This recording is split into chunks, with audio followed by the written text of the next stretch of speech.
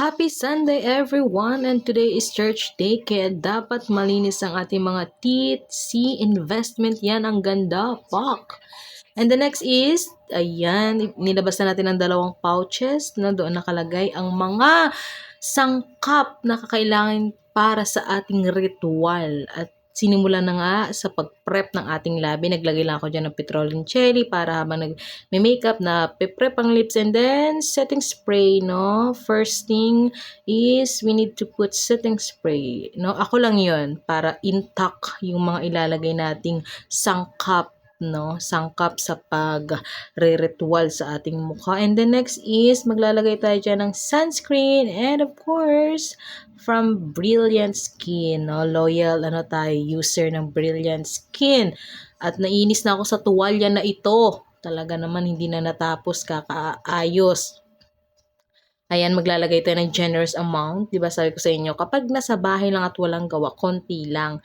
Pero since pupunta tayo ng church at lalabas tayo, generous amount dapat para, alam mo yun, plakado. And then, hindi lang dapat sa mukha maglalagay ha, sa liig din. At napansin ko, kaya generous amount yung nilalagay kasi napansin ko ang laki ng mukha ko. Maliban sa makapal yung mukha ko ha, malaki din. Malaki siya. Kaya siguro napaparami din ako naglagay. And then after that, kailangan plakado ang lapat. Aayusin natin yan na may konting massage kasi nagkaka-wrinkles na tayo. No, no, no, no to wrinkles. Kaya we need to massage our face properly. And then after that, naglalagay din ako ng sunscreen sa liig, guys, para pantay naman yung mukha natin. Hindi pwedeng clear skin, ang ganda ng mukha, tapos ang liig libagi. Hindi pwede yon. See? Ang ganda. Next, maglalagay tayo ng foundation from O2O. Tapos na ang era ko ng paglalagay ng Says Lady. Well, maganda rin naman siya, pero mas bet ko itong O2O foundation.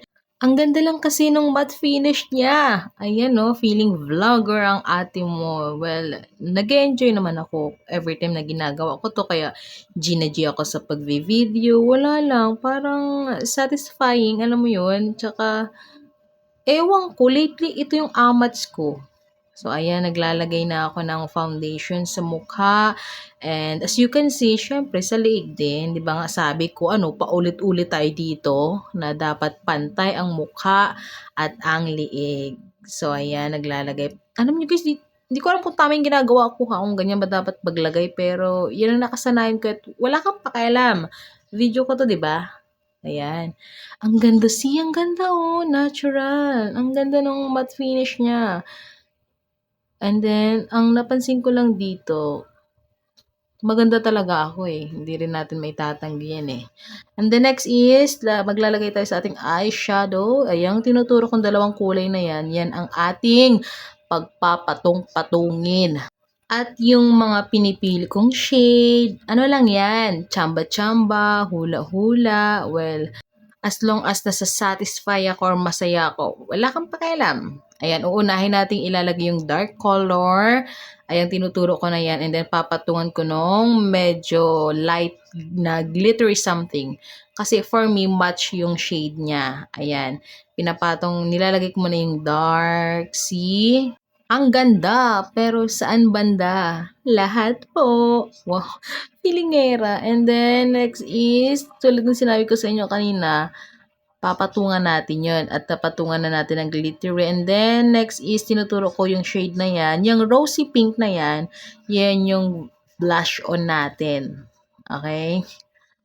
Ayan, sobrang generous ko talaga maglagay. Sa sobrang generous, nagmumukha tayong Pampangas Best Tocino na para bang, anong nilagay mo ate ko? Tomato paste? So, sobrang perfect. Charis. Ang ganda niyan. Ayan, di ba ang ganda? Ang ganda ko kaya maglagay ng blush on. See? Napakaganda. Pero, papatungan ko pa yun mamaya. O yan, medyo gumanda yung ating lighting. See, ang ganda. Don't worry guys, papatungan ko naman yan ng foundation mamaya. And then, yes, no, kailangan natin ng lipstick from OMG. I really, really, really, really love this shade. Sobrang ganda. Like, nagmamatch sa rosy pink blush on ko at yung sa nilagay kong eyeshadow. Like, ang ganda. See? Tulad ng sinabi ko kanina, maglalagay pa ako ng another foundation. Syempre, yan yung pang finale para plakado. Alam mo yun? See, ang ganda, napaka simple, napaka very masikip ang atake. Ayan, gandang-ganda na ako dyan. And then, to set everything na nilagay na natin sa ating mukha, don't forget to use setting spray. Kung napansin nyo, bago tayo nag-makeup, nag-setting spray tayo para intact yung mga ilalagay natin sa face. And, tatapusin din natin yan sa setting spray also para manatiling, alam mo yon. At sa mga oras na yan, natatawa ako kasi si Jana, sabi niya, "Sure, tara na," kasi niyaya ko siya. Sabi ko, "Jana, magsimba tayo." Para may plus 10 ako kasi nag-invite ako. Charis. Ayan, ready na dyan si Jana. So, medyo nagmamadali ako. At hinahanap ko sa mga oras na itong aking ilalagay sa Kili-Kili Boom Boom. Matagal na pala akong gumagamit, guys, no, ng Kili-Kili Fine. Ayan, hinahanap ko asa na ba yun. Sobrang ganda nito, guys, kasi i-spray mo lang sa iyong kilikili at alam mo yun, sobrang tagal din talaga ng epekto niya at grabe yung bango, yung freshness. Wow. Oy, Sash na, baka naman, mag-thank you ka naman. And then, mag-a-add tayo ng some kikay stuff. Yan, like yung relo. And then, yan, some accessories like Hika. By the way, this is from my student, no, from Georgina. Thank you so much. You're so sweet.